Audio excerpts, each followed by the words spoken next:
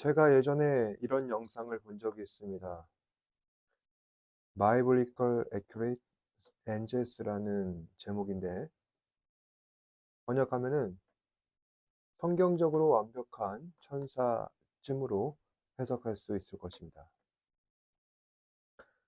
이것은 성경에서 선지자들이 환상을 통해서 본 천사에 대한 기록들을 중심으로 그림을 그린다거나 아니면 AI 디자인으로 편집된 것이 SNS나 유튜브 상에 바이럴된 것인데 사람들은 다 하나같이 이 영상을 보고서 성경에 이런 괴기스러운 천사도 있냐며 충격을 받기도 합니다. 보통 천사 하면은 평범한 사람 모습에 등에는 날개를 달고 있다고 그렇게 상상하기 마련인데 최근 나오는 그 영상 속의 천사는 사람이 아니라 그 둥둥 떠다니는 어떤 둥근 형태의 눈이 여러 개 달려 있는 괴물 같은 모습이라는 것입니다. 생각해 보면은 문자적으로 보았을 때 이런 괴기스러운 천사의 모습은 맞아 보이는 것 같습니다. 왜냐하면 구약의 에스겔서나 이사야서를 보면은 천사는 사람의 모습보다는 이런 이상하고 괴기한 모습으로 묘사되어 있기 때문입니다. 그런데 신학적으로 보았을 때 최근 이러한 천사의 영상들은 전혀 맞는 얘기가 아니라는 겁니다. 왜냐하면은 선지자들이 쓴 성경에는 그들이 보았던 환상이 기록되어 있는데 보통 환상은 정확한 실체를 보여주기보다 상징적인 요소로서 그것을 본 사람들에게 메시지를 던져주기 위해 그렇게 보여진 것입니다. 물론 이 천사의 실체라는 것이 어떤 것인지 사람의 지혜로는 알 수가 없습니다.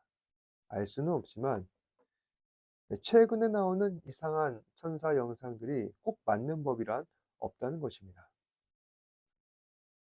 그렇다고 한다면은 하나님께서 이와 같이 천사의 존재를 사람들에게 보여주신 목적은 어디에 있는 걸까요? 히브리서 1장 14절에 따르면은 모든 천사들은 섬기는 영으로서 구원받을 상속자들을 위하여 섬기라고 보내심이 아니냐 이렇게 기록되어 있습니다. 그러니까 천사는 하나님께서 메시지를 전달하시기 위해 보내신 메신저라는 것입니다. 천사의 모습과 형태는 구체적으로 어떠한지 우리가 알 수는 없어도 그 존재 자체의 목적은 성경을 통해 분명히 나타났다는 것이죠. 그것은 천사란 하나님의 심부름꾼이다.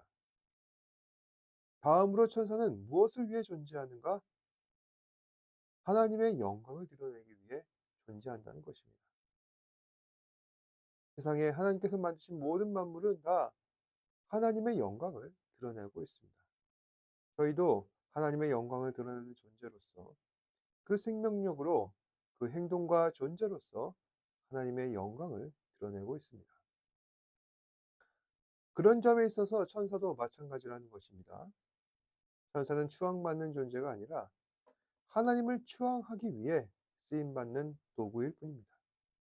그래서 성경에 기록된 이 천사의 모습, 요즘 유튜브 상에 자주 바이럴되는 기괴스러운 천사의 모습, 그 본질은 목적은 하나님의 영광에 있는 것이며 결국 요즘 영상에서 나타나는 이상한 천사와 그 의미는 결국 하나님의 영광과 거룩을 상징하고 있다는 것입니다.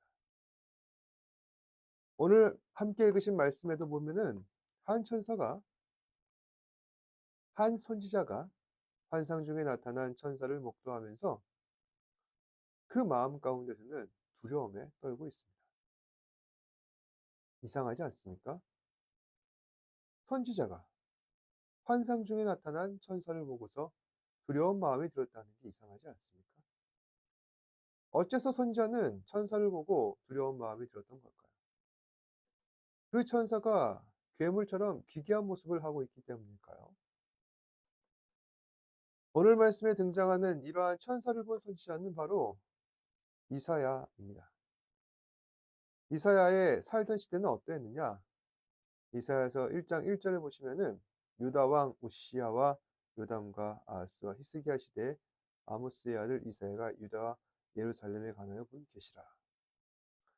이 말씀에 보면은 선지자가 살던 이 시대는 유다 왕 우시야와 요담과 아하스와 히스기야 시대였다고 합니다. 그러니까 이 선지자는 남유다에서 살고 있던 총 4명의 왕이 즉위할 동안 활동했다고 합니다. 이 정보를 통해서 여러분 유추할 수 있는 것은 두 가지죠. 하나는 이 사람은 굉장히 오랫동안 활동한 선지자다. 총 4명이나 왕이 바뀌는 동안 얼마나 오랫동안 활동했던 것인가. 또 한 가지는 당시 시대상을 유추할 수 있습니다. 여러분, 한 사람이 인생을 살아가는 동안 총 4명의 왕이 바뀌었다는 것은 이것은 그 시대가 정상이 아니라는 것을 의미합니다. 사람은 아무리 오래 살아도 7, 80년도면 정도면은 세상을 살다 갑니다. 보통 왕이 즉위해서 통치하는 기간을 일반적으로 30-40년이라고 생각을 해 봤을 때 당시 남유다에서 이렇게 짧은 시간 동안 왕이 자주 바뀌었다는 것은 결국 무엇을 의미하겠습니까? 사회가 혼란스러웠다는 것을 말하죠.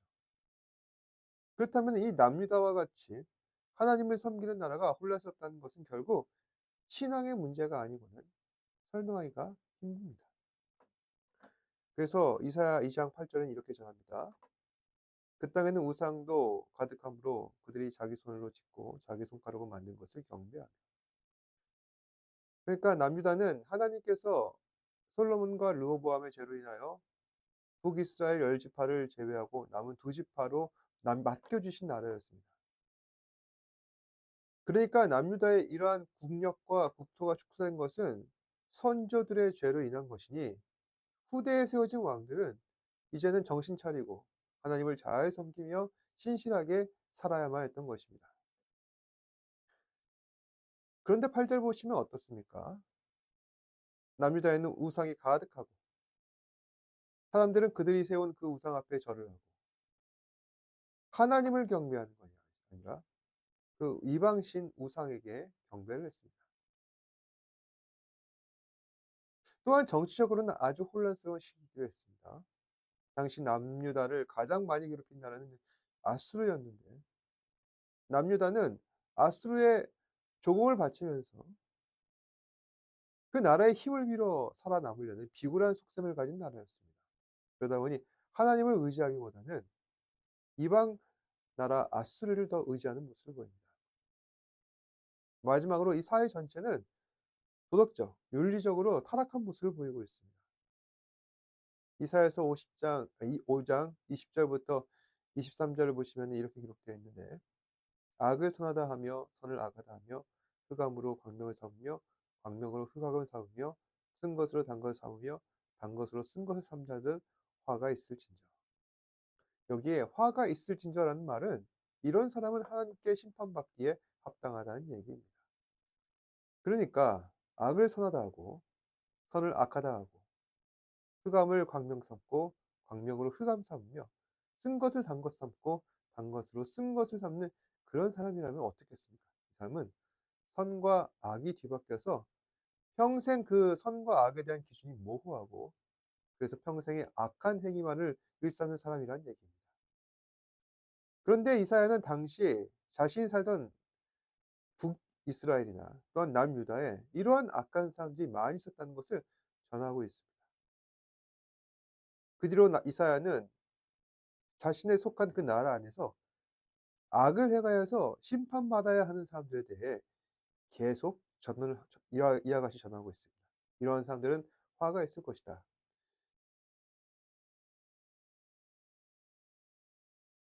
그다음에 계속해서 그러한 사람들에 대해서 전하고 있는데 21절에 스스로 지혜롭다 하며 스스로 명철하다 하는 자들은 화 있을진저.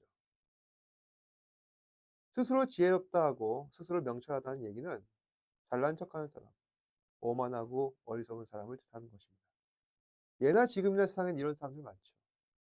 다들 자기 잘난 맛에 살고 자아도취하며 살아가고 있습니다. 그런데 이 말씀에 전하는 것은 하나님 앞에서 자기 자신이 대단하고 스스로 지혜롭다 여기며 명철하다 하는 생각하는 사람들이 있다는 것인데, 그러니까 내가 하나님보다 더 대단하다, 하나님 앞에서 안하무인한 사람들을 말하는 것입니다. 당시 남유다 안에서도 이러한 사람들이 많았습니다. 이사야가 전하길 이런 사람들은 반드시 심판받을 것이다. 22절에 포도주를 마시기에 용감하며 독주를 잘 비는 자들은 화가 있을지니라. 포도주와 독주는 하나님께서 나시린에게 금기로 명령하신 쾌락과 음란의 상징물입니다. 그런데 여기서 포도주와 독주는 단지 나시린에게만 금기된 것이 아니라 하나님께서 모든 사람에게 금하신 것입니다. 그러니까 하나님께서는 모든 사람이 포도주와 독주에 취해 하나님을 떠나 그리고 타락한 행실을 하는 것을 원치 않으셨다는 것이죠. 또한 그 당시에는 쾌락과 음행은 반드시 우상 숭배와 직결되었습니다. 그래서 하나님께서는 포도주와 독주를 믿고 마시는 사람들에게 대해서는 반드시 심판하신다 하십니다. 그리고 23절에 그들은 뇌물로 말미암아 악인을 의롭다 하고 의인에게서 공의를 빼앗는다.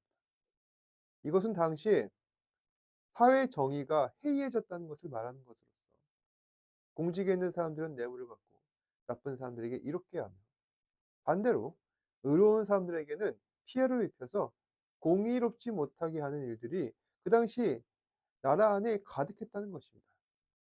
하나님께서는 이런 일을 자행하는 사람들은 반드시 심판하신다 하십니다. 결국 이러한 배경 속에서 이사야 선지자는 선지자로서 그 부르심을 받아 활동하게 됩니다. 그리고 오늘 말씀에서 이사야 선지자는 한 가지 놀라운 환상을 목도합니다. 1절에 우시야 왕이 죽던 해에 내가 본즉 주께서 높이 들린 보좌에 앉으셨는데 그의 옷자락은 성전에 가득하고 스랍들을 모시고 섰는데 내가 각기 6 날개가 있어 그 둘로는 자기의 얼굴을 가리었고 그 둘로는 자기의 발을 가리었고 그 둘로는 날며 서로 불러 이르되 거룩하다 거룩하다 거룩하다 만군의 여호와여 그의 영광이 온 땅에 충만하도다. 그러니까 이사야 선지자가 환상을 보던 때는 유다 10번째 왕 우시야 때였는데, 그래서 그가 죽었을 때 그때 이사야는 하늘 높이 들린 보좌를 보고서 그 위에 앉으신 하나님을 목도합니다. 이사야는 그 광경을 보고 압도되었죠. 하나님의 옷자락은 온 성전에 가득하였고 하나님 옆으로 스랍들이 모시고 섰는데, 스랍이란 하나님을 모시는 기이한 생물로서 말씀 초반에 드렸던 Biblical Accurate Angels라고 하는 그 영상에 자주 등장하는 생물을 말한 겁니다. 6개의 날개를 갖고 2 날개는 발을 가리고 2 날개는 얼굴을 가리며 2 날개는 날아다니는데 사용된다고 합니다. 그런데 스랍은 이러한 생김새보다 그 상징하는 바가 더 의미가 있는데, 스랍은 하나님의 압도적인 거룩하심과 정결하심을 나타내는 상징물이라 할 수 있습니다. 그래서인지 하나님을 모시고 선 스랍들이 말하길 3절에 서로 불러 이르되 거룩하다 거룩하다 거룩하다 만군의 여호와여 그의 영광이 온 땅에 충만하도다.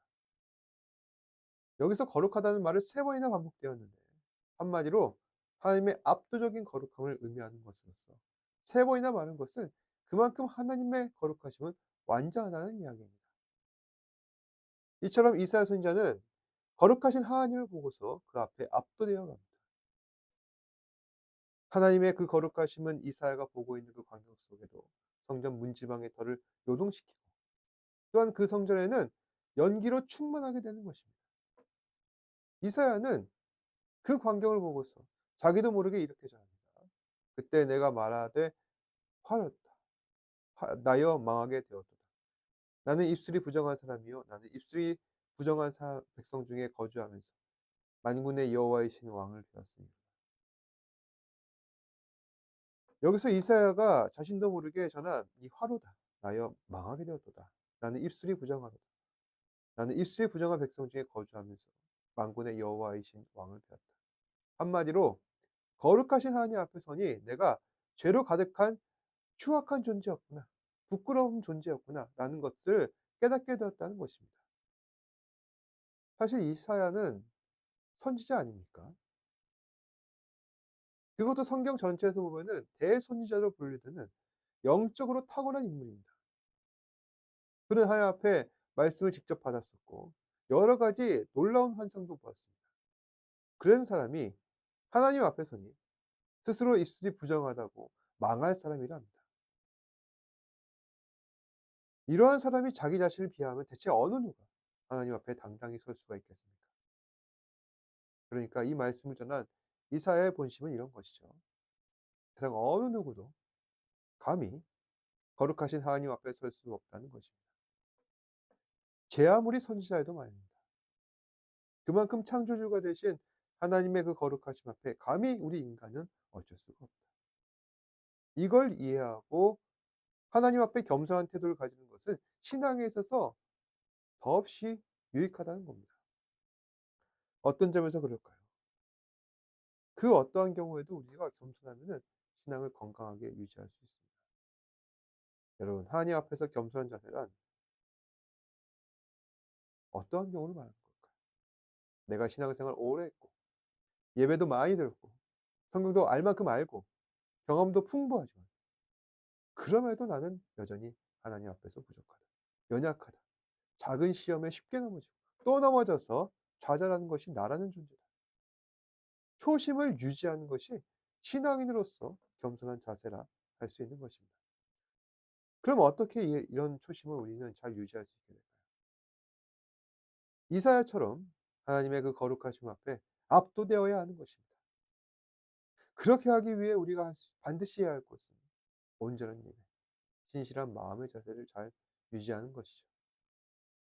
생각해 보면은 이러한 자세를 유지하는 것은 쉽지가 않습니다.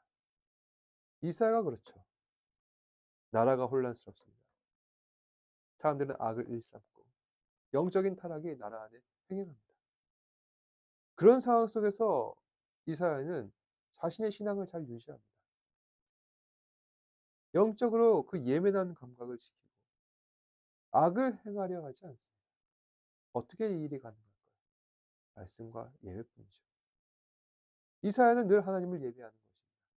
그것 말고는 방법이 없죠. 다음으로 3절 말씀에 6절에 자신이 깨달은 말씀을 세상에 널리 전해야 합니다. 그때 그 스랍 중에 하나가 부젓가락으로 제단에서 집은 바 흰 숯을 손에 가지고 내게로 날아와서 그것을 내 입술에 대며 이르되 보라 이것이 내 입에 닿았으니 내 악이 제하여졌고 내 죄가 사하여졌느니라.